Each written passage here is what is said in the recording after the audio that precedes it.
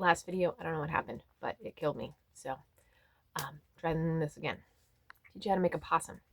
So in order to start, you are going to need pink yarn, you are going to need black yarn, you are going to need gray yarn, and you are going to need white yarn.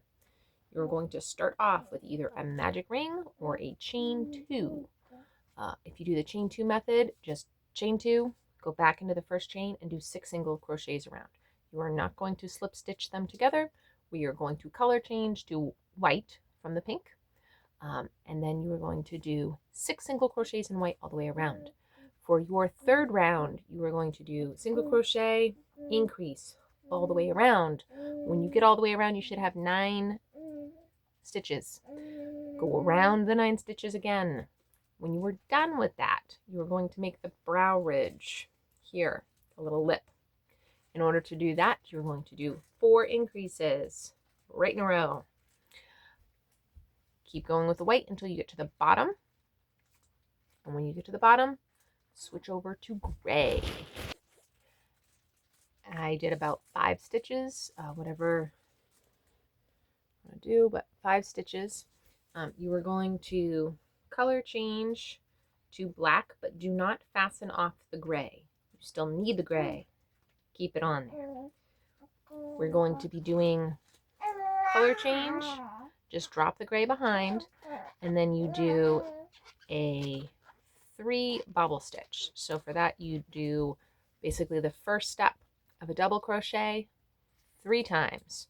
So you'll have 1, 2, 3, 4 loops. When you do that, finish it off with the gray for a good color change. Don't fasten off the black. We're going to use it for the next one. These are the ears.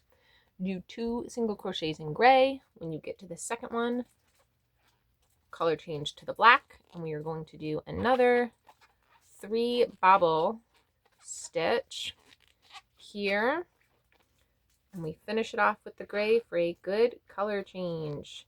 At this point, we don't need the black anymore. You can tie it off and cast off for the black.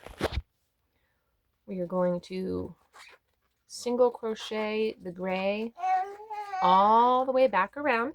So you're going to get to the bottom and just keep going back up. Single crochets. We are not increasing. We are just doing plain single crochets.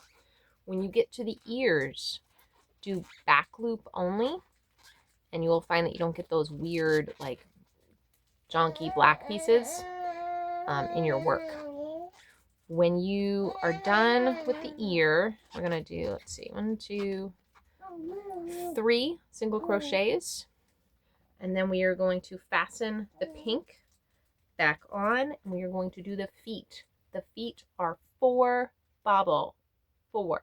So in order to do a 4 bobble, you are going to do the first step of a double crochet 4 times. So when you are done, you should have 1, 2, 3, 4, 5 loops on your hook.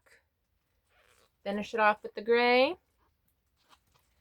We're going to do a single crochet gray, but we are just doing 1 stitch in between the legs. If you want to do more, you can, but you got to adjust your bobbles so that you don't get a wonky possum. And again, we are going to do another pink bobble, finishing it off with the gray. Don't take off your pink. We're just going to kind of carry it through the next couple rows until we get to the back feet. 10 single crochets in gray should get you back around to your bobble feet. You are going to do back loop only just for the pink parts. And again, you'll get that better color change so you don't get the wonky pieces.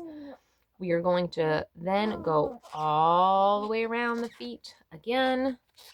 I usually try to do 3 rounds of gray in between the feet. You can do more, you can do less. It's whatever you want to do for your possum. When you get to the back feet, it's the same exact way that you're going to do the front feet. It's going to be a 4 bobble, and then you're going to have 1 single crochet, or however many you decided, in between the bobbles. I will note, if you were planning on doing safety eyes before you get too far, put them in, because when you get to the tail, if you're trying to fit your fingers in here to do the safety eyes, it's not going to work. Whether you are doing safety eyes like mine or not, you are going to want to also be stuffing as you go.